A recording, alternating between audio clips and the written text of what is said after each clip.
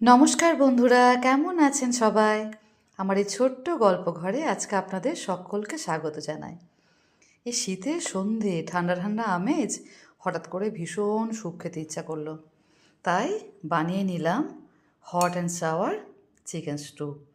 তো এই স্যুপটা জানি না, আজকে স্কুলে থাকার সময় মনে হচ্ছিল ভীষণ স্যুপ খেতে ইচ্ছা করছে, বাড়ি গিয়ে একটু স্যুপ খাবো, তাই বানিয়ে নিলাম।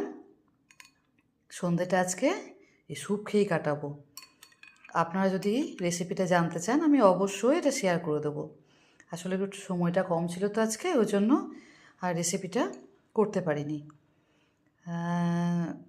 তো শীতের সন্ধেই স্যুপ খেতে আপনাদের কেমন লাগে? আমার মা তো ভীষণ ভালোবাসে, তাই মায়ের জন্য একটু বানিয়ে দিলাম আর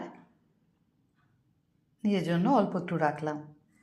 ধোঁয়া ওঠা গরম গরম স্যুপ, হা হা হা হা, ভাবলে মনটা ভালো হয়ে যাচ্ছে। আচ্ছা, সে দুপুর থেকে কি হয়েছিল কি জানি, বারবার খালি মনে হচ্ছে স্যুপ খাই স্যুপ খাই স্যুপ খাই, তাই শেষমেশ বানিয়েই ফেললাম। ঠিক আছে, ভালো থাকবেন সকলে, সুস্থ থাকবেন, ঠান্ডায় সাবধানে থাকবেন। আর আজকের মতো বিদায় নিলাম, টাটা।